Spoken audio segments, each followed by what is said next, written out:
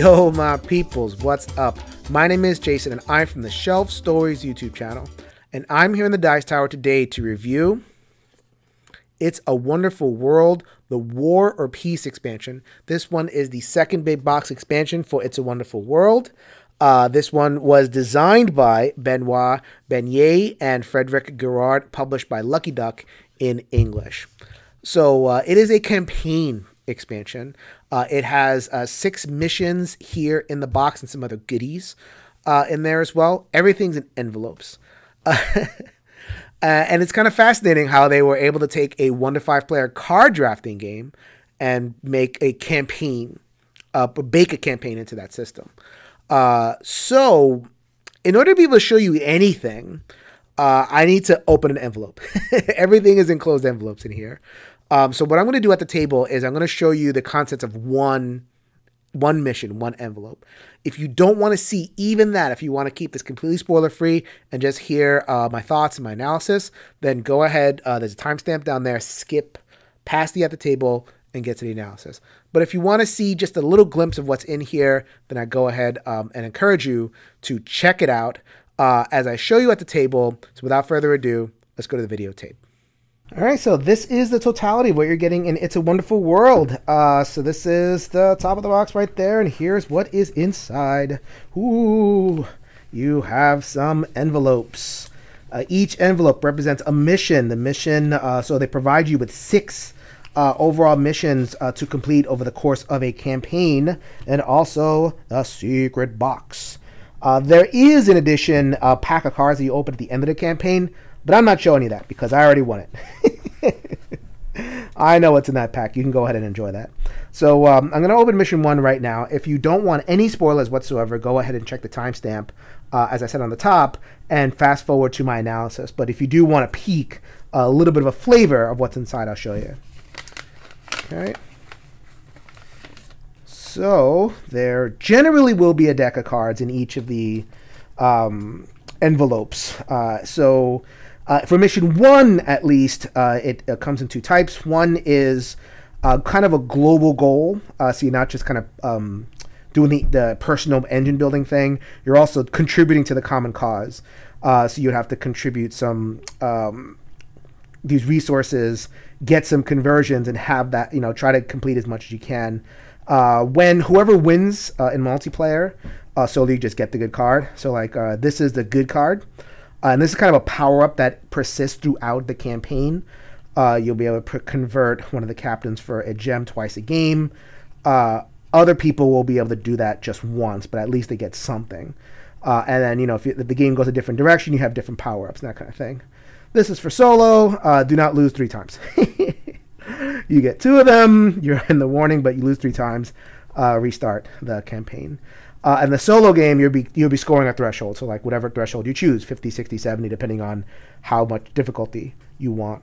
So moving on, everything is in the envelopes, and it's additive. So you're going to get more power-ups. You're going to get more different cards. You're going to get more global rules. The mechanisms are going to change up. So and this unfolding thing, and eventually it's going to culminate in that last mission. So that is exactly everything that you're going to get. With It's a Wonderful World. Once again, it's all in the envelopes. So that was War or Peace, expansion for It's a Wonderful World, and I really liked it. let's not bury the lead over here. I really liked it. So I played solo. I played it over the course of an evening. So mission 1, mission 2, mission 3, on and on. Explored all the content in the box, and I just kept going. It was one of those things where it's like I played one. They're not a long game at all. It's like, all right, shuffle it again. Keep on going. Keep on going. Every little envelope offered something. And I guess what I'll say without spoiling things too much is that it's basically modules.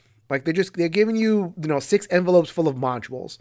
And like this game was released 5 years ago, it wouldn't have come in envelopes and it wouldn't have come in a campaign goal, or it would have been less likely.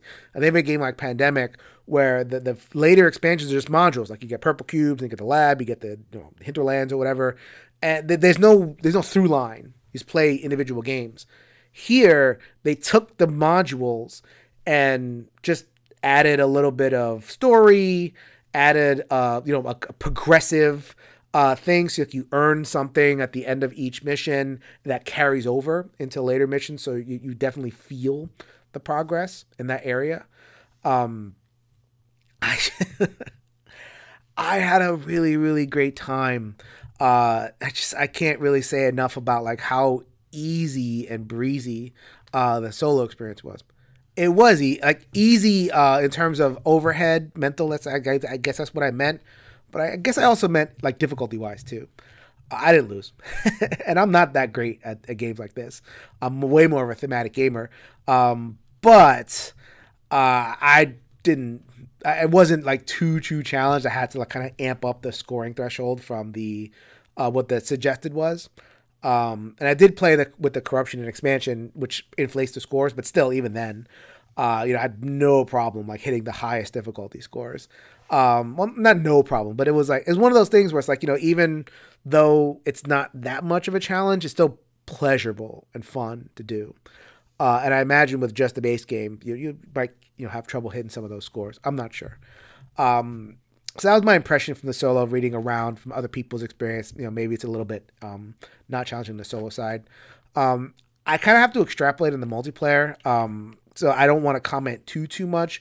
What I will say on the multiplayer side, having played the multiplayer game just in the wild, but the base game, it adds just enough. It's not going to be dissimilar to your experience. It's almost like, having a stew and just adding a little bit of like, cumin or a little bit of spice.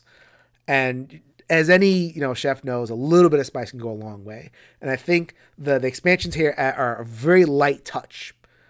You won't feel them that much, but it just, what it does add is, wow, this is fun. And when you get the additive stuff, when you get the carryover, solo or multiplayer, I imagine that's really satisfying.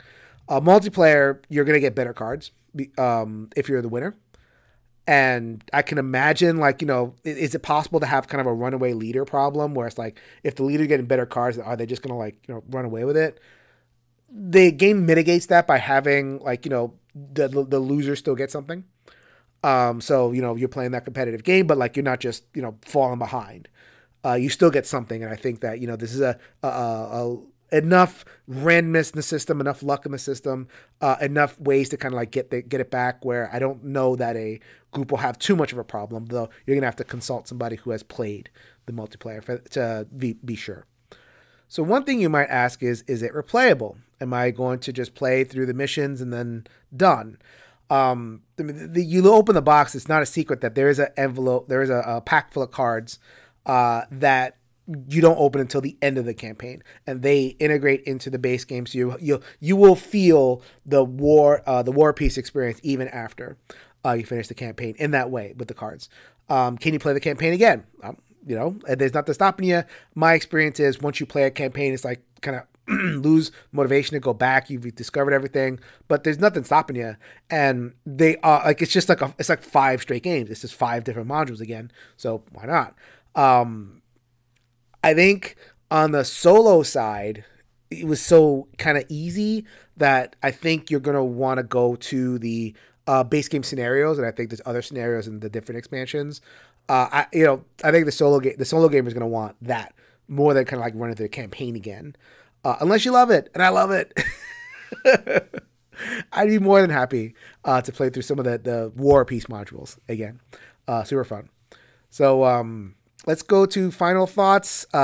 We're going to go 8.5, Seal of Excellence. Feels really good to be able to give that. Campaign games, which is kind of my catnip anyway. I do like them.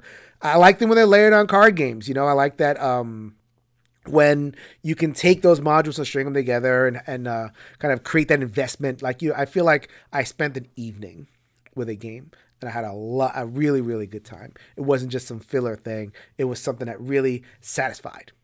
And that's all I want out of my games. So if you like my content, if you want to hear more, go ahead and visit me at my channel, Shelf Stories.